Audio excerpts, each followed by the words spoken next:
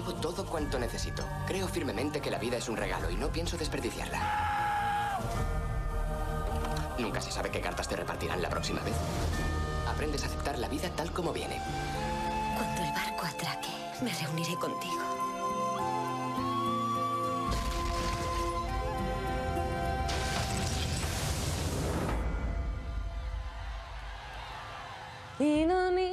Soy el rey del mundo, Maui.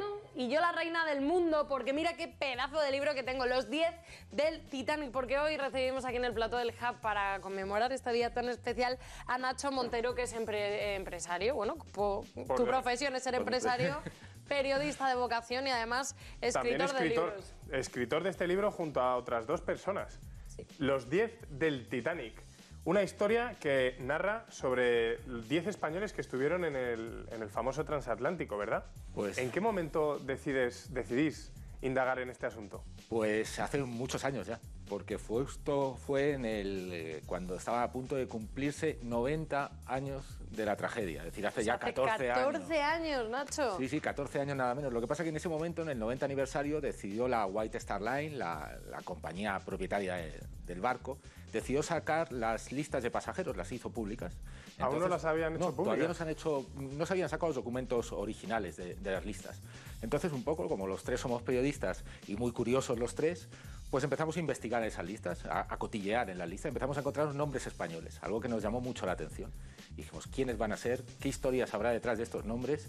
Y 10 años después, justo en el centenario, pues salió el libro. Lo has dicho los 3, vamos a recordar que lo has escrito junto a Javier Reyero y Cristina Mosquera. Cristina Mosquera, exacto. Somos 3 periodistas apasionados del Titanic, que además tenemos la suerte de trabajar juntos también habitualmente, apasionados también de la investigación en general, y que lo hemos disfrutado muchísimo a lo largo de estos 10 años de investigación y mucho más una vez que el libro ha salido adelante, al haber rescatado esas historias, algunas apasionantes, de esos 10 españoles que estaban a bordo aquel fatídico día que justo hace 104 años se hunde el barco en el Atlántico 104 años, madre mía, pero solo hace 4 desde que salió los 10 del Titanic. ¿Ya va por la 3ª edición? Sí, va por la 3ª edición, a punto de agotarse ya. ¿Tanto éxito? Pues la verdad es que sí, la verdad es que no lo imaginábamos, porque el Titanic tiene una atracción especial. Aunque hayan pasado más de 100 años, el Titanic sigue llamando la atención a todo el mundo. Da lo mismo la edad, además. Los niños pequeños siguen apasionándose por el barco. Entonces, la verdad es que sí nos lo esperábamos.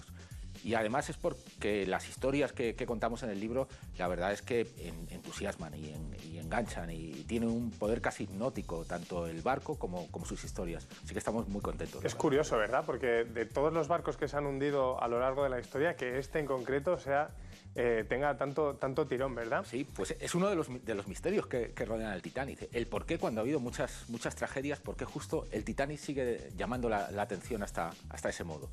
Quizá porque fue el final de una época dorada. A partir de ese momento todo lo que llegó a Europa y al mundo pues empezó a ser muy malo. La Primera Guerra Mundial, la Segunda Guerra Mundial. Y ese momento yo creo que marcó el final de una época. Y quizá por eso ha quedado en el imaginario y en el recuerdo tantos años después. Es posible. Lo que queremos saber también es de dónde habéis sacado el material para crear este libro. Son centenares de fuentes, desde los documentos oficiales, que en la mayor parte son los que se utilizan, es decir, las comisiones de investigación. Se hicieron 2 comisiones de investigación, una en el Reino Unido y otra en Estados Unidos. Y a través de esos documentos hemos obtenido datos oficiales, pero sobre todo de primera mano, aunque sea difícil decir de primera mano cuando estamos hablando de hace 100 años, pero es de lo que contaban los testigos en ese momento. En ese momento los supervivientes hablaron con los medios de comunicación. Sí, porque en aquel entonces tampoco quedarían muchos vivos. Pues en ese momento la mayor parte de ellos falleció, fue el 70% del pasaje falleció, a diferencia de los españoles, que consiguió sobrevivir el 70%, ahí justo se invirtió el resultado, sí, tuvieron mucha suerte en ese caso.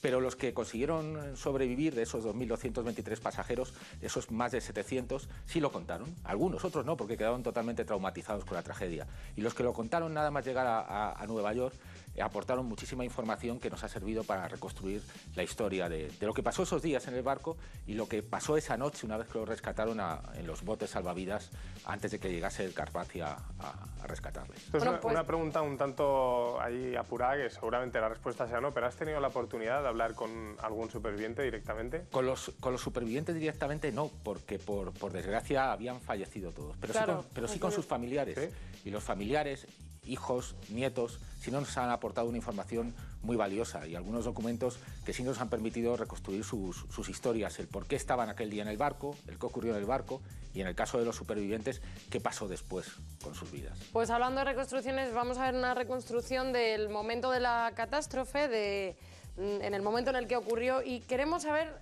qué curiosidades puedes contarnos o puedes sacar de lo que se conoce hoy en día de todo lo que ocurrió. Bueno, como curiosidades hay muchísimas. A nosotros nos gusta centrarnos porque es lo que hemos investigado durante este tiempo en los españoles. Entonces, yo destacaría una historia de unos españoles, y es el matrimonio de españoles que viajaba de luna de miel en el barco, que llevaban nada menos que año y medio de luna de miel recorriendo toda Europa. Y sí tienen una historia de película. Realmente podrían haber sido perfectamente los protagonistas de la película Titanic, porque tienen una historia curiosísima, plagada de anécdotas. La principal es que la madre de él, Víctor Peñasco, le había prohibido subir en un barco durante esa luna de miel tan larga.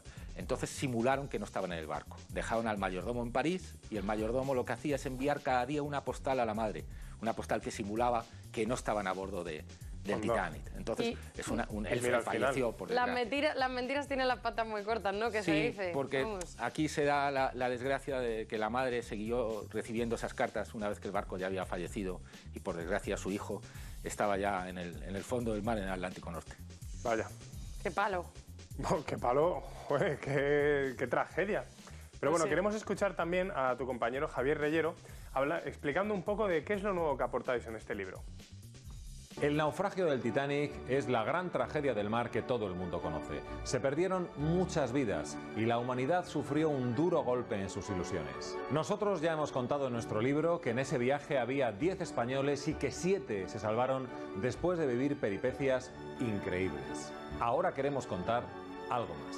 El hundimiento del Titanic es un ejemplo mayúsculo de una crisis y de cómo gestionarla. ¿Qué digo? Es la gran crisis, similar a cualquiera de las que puede sufrir una empresa como consecuencia de los vaivenes del mercado. Su mujer y sus suegros. Ahí veíamos el testimonio de Javier Reyero. Y efectivamente os centráis en los 10 españoles. Y yo te quiero preguntar personalmente, ¿crees que daría para una película? Sí. Sobre la historia de los españoles, aparte. Daría para una película, daría para una serie y daría para algo que nos propusieron precisamente hace poco, que es para una obra de teatro, incluso, que sería algo muy bonito también de hacer. Y además, no solamente que la historia de los 10 españoles diera para esa película, sino que incluso cada uno de los personajes o de los pasajeros españoles que iban en el barco, por decirlo mejor, también daría para una película, o por lo menos para un capítulo de una serie. Sería curioso hacer como un spin-off y que se crucen ahí con otra de las...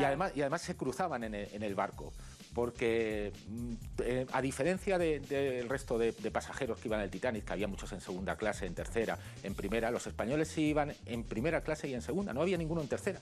Cosa también curiosa, porque serían lo que podríamos llamar los emprendedores de ahora. Viajaban en el barco, en algunos casos buscando una vida mejor e intentando buscar negocios en el otro mundo, y en otros casos simplemente por placer, de luna de miel, como el matrimonio que decíamos. Y hablabas de que un 70% de los españoles habían sobrevivido, es decir, 7 de 10. ¿Cómo es posible que entre 1.500 personas que iban en ese barco, 7 españoles no se fueran por la catástrofe? Pues se dan 1000 factores y realmente se podían incluso haber salvado todos si no fuera por algunas circunstancias que eran inevitables. Y es que los 2 pasajeros españoles que viajaban en primera clase estaban condenados a fallecer.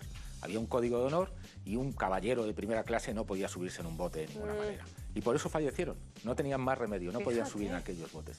Sin embargo, los hombres de segunda clase españoles pudieron salvarse porque tuvieron ingenio, fueron suficientemente avispados o listos para conseguir encontrar un bote. Y si no lo encontraban, como en el caso de uno de ellos, se lanzaron al bote una vez que estaba bajando ya al mar. De hecho, uno se rompió la pierna.